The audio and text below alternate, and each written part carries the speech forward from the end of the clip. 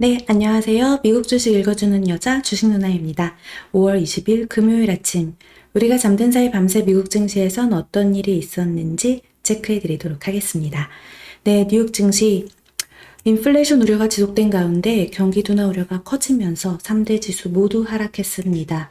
다우지수 마이너스 0.75%, S&P 500 지수 마이너스 0.58%, 나스닥 지수 마이너스 0.26% 하락 마감되었습니다. 인플레이션 우려가 지속되면서 이로 인해 경기 침체가 다가올 수 있다는 우려가 커지면서 증시에 악재로 작용이 되었습니다. 최근 대형 유통업체, 월마트, 타깃 등이 부진한 실적을 발표한 데 이어서 이날 백화점 체인 업체인 콜스도 시장 예상치를 하회하는 실적을 발표했습니다. 콜스는 1분기 매출액 34억 7천만 달러, 주당 순이익 11센트를 기록해 시장 예상치를 모두 밑돌았습니다.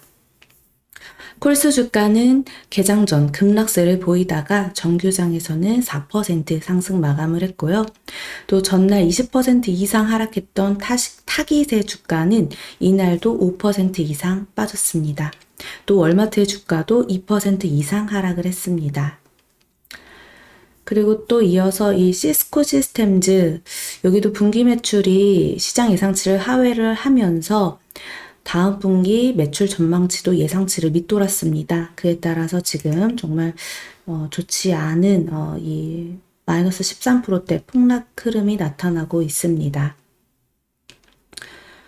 그리고 또 시장에서는 인플레이션이 기업들의 수익에 영향을 미치고 있다며 당분간 시장의 변동성이 지속될 것으로 전망되고 있습니다.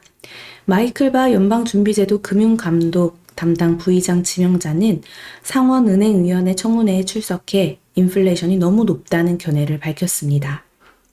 바 지명자는 인플레이션이 현재 너무 높다고 굳게 믿고 있다라며 나는 연준의 목표치인 2%로 돌아가게 하기 위해 노력할 것이다 라고 강조했습니다. 그리고 이날 발표된 주요 경제 지표도 인플레이션 우려를 키우는 모습이었는데요.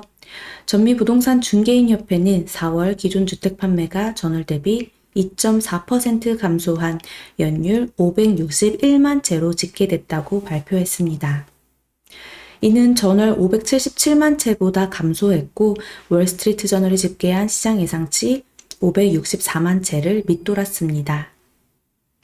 전년 동월 대비로는 5.9% 감소했고 다만 4월 기존 주택 중위 가격이 39만 1,200달러로 전년 동월 대비 14.8% 급등하면서 인플레이션 우려를 키웠습니다.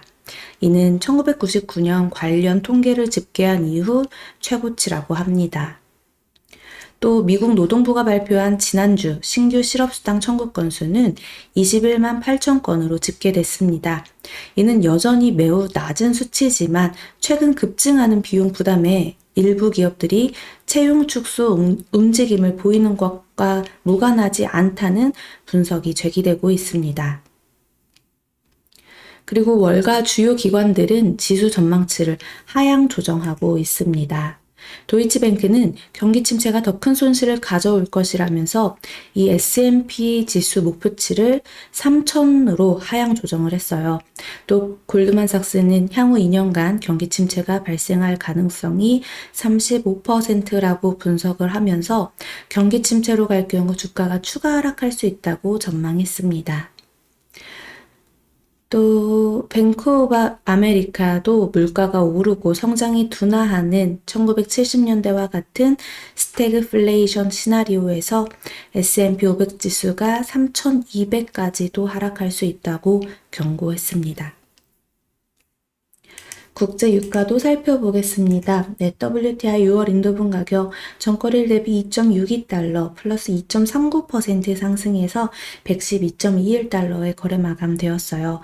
아무래도 중국 상하이 코로나19 규제 완화 소식에 좀 상승을 한 흐름이 나타났다라고 해석할 수 있겠습니다. 그리고 위험회피 심리가 커지면서 국채 가격이 올랐습니다. 가격과 반대로 움직이는 국채 금리는 하락했습니다. 10년물 국채 금리는 장중 2.77%까지 밀렸습니다. 이달에 6일에 13%까지 올랐던 데에서 그래도 많이 하락한 모습인 거죠. 이렇게 지금 뉴욕 증시 정말 녹록지 않은데요. 뉴욕 증시 전문가들은 인플레이션이 기업들의 수익에 영향을 미치고 있다며 당분간 시장의 변동성이 지속될 것이라고 전망했습니다. 전체적으로 이제 종목 흐름을 봐도요. 반도체 쪽은 그래도 조금씩 이제 버티거나 이렇게 좀 개별 장세의 흐름이 나타나고 있는데 대형 기술주들 흐름은 아직까지는 좀 지지부진하게 움직이고 있습니다.